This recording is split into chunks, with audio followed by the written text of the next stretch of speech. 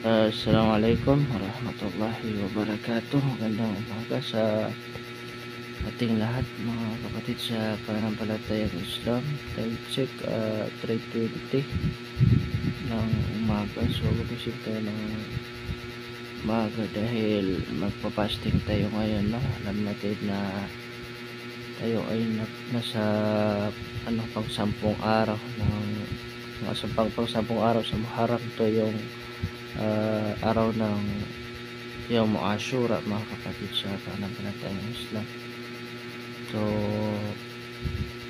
huwag natin hayaan na